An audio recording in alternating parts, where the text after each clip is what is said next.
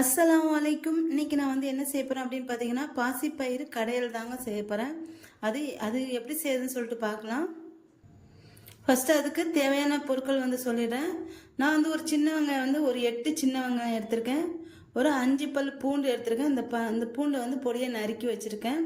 அடுத்து வந்து கொஞ்சம் காஞ்ச மிளகாய் எடுத்திருக்கேன். அடுத்து வந்து குடமிளகா. இது வந்து ஆப்ஷனல் தான். இது வந்து வேணா போட்டுக்காங்க, இல்லை வேண்டாம். இது வந்து நான் வந்து காலையில் வந்து கடலைக்கறி வச்சுட்டு மிச்சம் இருந்தது, அதனால் இதை வந்து நான் வந்து கடைசியாக வந்து போட்டுக்கலான் இருக்கேன். இது போடணுன்ட்டு ஒன்றும் இல்லை, நீங்கள் இது போடாமையே செய்யலாம். இப்போ இது எல்லாத்தையும் எப்படி செய்யுதுன்னு பார்க்கலாம். ஃபஸ்ட்டு வந்து நான் வந்து பாசிப்பயிரை வந்து வறுத்துக்கிறேன். நல்லா ஒரு பேன் வச்சுருக்கேன். இதில் நான் வந்து ஒரு 75 கிராம் பாசிப்பயிறு வந்து போட்டுக்கிறேன். இது 75 கிராம் பாசிப்பயிறு போட்டு இது வந்து நல்லா கொஞ்சம் செவக்க வறுத்துக்கணும். இது வந்து நல்லா வந்து கொஞ்சம் மீடியம் ஃப்ளேமில் வச்சுட்டு கொஞ்சம் லைட்டாக ப்ரௌன் கலர் வரந்தே நான் வந்து இது வந்து வறுத்துக்கிறேன்.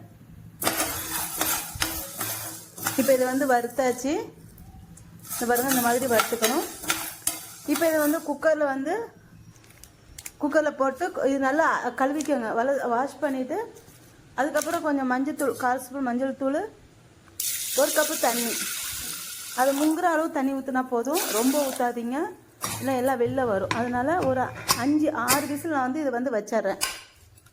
இப்போ வந்ததுக்கப்புறம் இது வெந்துடுச்சு. இதை வந்து இந்த கரண்டியை வச்சு நல்லா கடைஞ்சிக்கணும். வெறும் இந்த பாசிப்பயிறு வந்து இந்த மாதிரி நல்லா கடைஞ்சி எடுத்து வச்சுருக்கேன் நான் வந்து. இப்போ இது எல்லாத்தையும் எப்படி செய்கிறதுன்னு சொல்லிட்டு பார்க்கலாம். இப்போ நான் ஒரு பேன் வச்சுருக்கேன். இது நல்லா காஞ்சதுக்கப்புறம் இதில் வந்து நான் வந்து கொஞ்சமாக ஒரு 1/4 ஸ்பூன் ஜீரகம் வந்து சேர்த்துக்கிறேன்.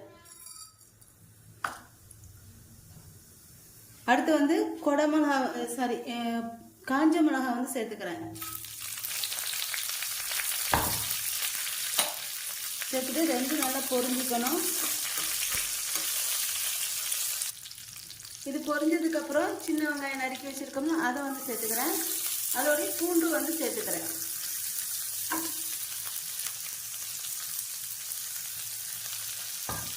இப்போ ரெண்டையும் சேர்த்து வதக்கிக்கணும்.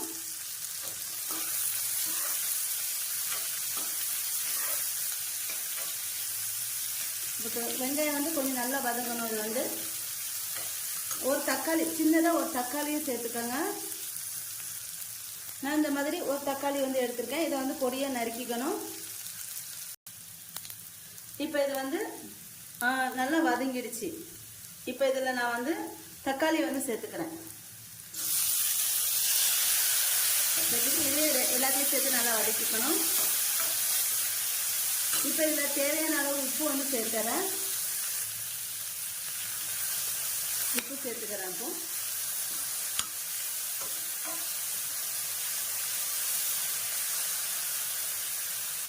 இப்போ எல்லாம் சேர்த்து நல்லா வதங்கிடுச்சு. இப்போ இதில் குடமிளகா வந்து சேர்த்துறேன்.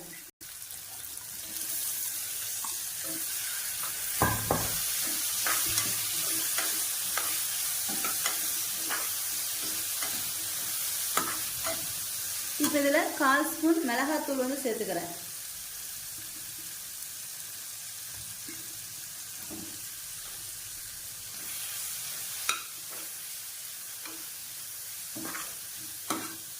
மிளகாத்தூள் சேர்த்து இதில் வந்து அடுத்து வந்து ஒரு 1/2 ஸ்பூன் மல்லித்தூள் வந்து சேர்த்துக்கிறேன். மல்லித்தூள் 1/2 ஸ்பூன் போதும்.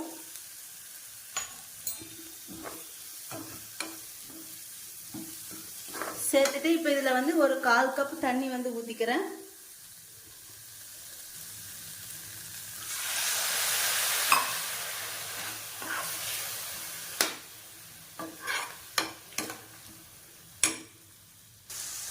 இப்போ இது வந்து நல்லா வதங்கிடுச்சு. இப்போ இதில் வந்து கடைஞ்சி வச்சுருக்க பாசிப்பயிரை வந்து தட்டிடுறேன்.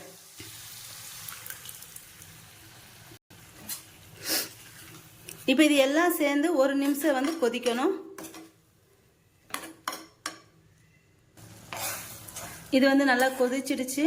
இது வந்து சப்பாத்தி, பூரி தொட்டு சாப்பிட்றதுக்கு ரொம்ப நல்லாயிருக்கும்.